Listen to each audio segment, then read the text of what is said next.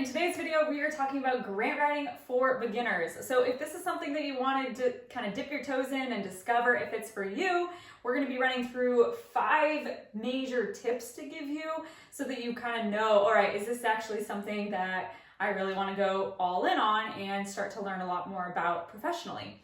Okay, so with that, I'm going to jump in.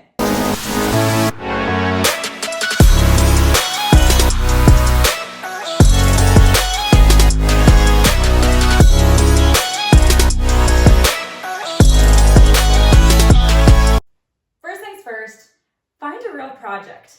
Now, it does not need to be a huge project. Honestly, it's probably lost my marker.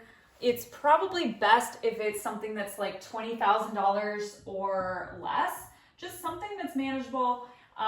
1 grant is all you need to do to get the whole thing funded. Now, I know you're probably really overwhelmed by the idea of approaching a nonprofit or someone that an organization you want to work with and be like, yeah, I'll write a grant for you, because you don't want to promise something when you don't even know what you're doing, right? So I get that, I get the hesitation, but boy, do you learn so much more when there's kind of a fire lit underneath you and then you're getting some real world experience and it's not all hypothetical. But if you really do not want to go that route, it's okay. We have an online course where we actually provide a couple sample projects so you can pick from those or get matched up with someone else in the course. So it's real, but it's like their real project, not yours. So that's another way to do it. So there's ways to get around this, but the most important thing, I really have to emphasize it, it's really worth finding a real project so that when you're learning the concepts of grant writing, you're actually applying them. Okay, that's number 1. Number 2 is, here's the deal. Grant writing is just project management. That's what it is. You're managing a beginning, middle, and end of starting a grant, writing the sucker, and then turning it in. Like, that's it. But it requires really good project management skills because you are leading people, you have got deadlines, you've got lots of moving parts. So I want you to start thinking about yourself as a project manager and how do you become an excellent project manager, a really, really good one. And a lot of that is like investing the time and learning about it and then being more mindful to process, being like, okay, did I bring an agenda to this meeting? Have I taken notes? Have I prepared and planned appropriately, right? So just spend some time looking into learning more about project management and your future self will thank you. Okay, number 3, said with love. Yeah, fake it until you make it.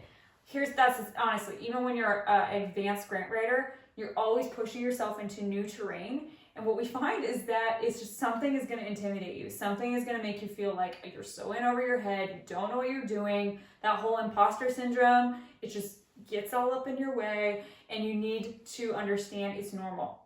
Again, even advanced grant writers deal with it. But you just fake it until you make it. Everything is figure outable. I know it looks really bad from the outside when you haven't really gotten into it yet, but once you get started and you get some momentum, you're good to go. So fake it till you make it. Okay, then having a process mindset is really key. And I suppose this sort of ties into excellence in project management. But when we teach grant writing, we really emphasize go through the steps, organize your project folder so that you know exactly where your information's at. Figure out what grants to go after in the first place. Let's find those 2 to 5 grants that you're going to pursue over the next 12 to 18 months, right? And then you've got a process for how you actually pursue them and make sure you're putting out your best work. So it has a lot more process in it than you might realize. And if you take a process mindset and make sure that you're learning how to apply those processes, it's sort of like baking a cake. If you can bake a cake, you can follow a recipe, right? And if you can bake a cake one time, you can do it again, right? So it's the same with grant writing. If you learn the fundamentals of how to do it, you can do it over and over and over again and then take on increasingly complex recipes, right? Okay, last tip, also said in love, don't be stubborn. What do I mean by that? I know that for me, I was really stubborn about learning grant writing and I wanted to do it all. Mostly I did it all by myself because there weren't any good options. And so it really wasted a lot of time, years of learning everything, and then money, lost grants, right? Thousands of dollars when you make mistakes.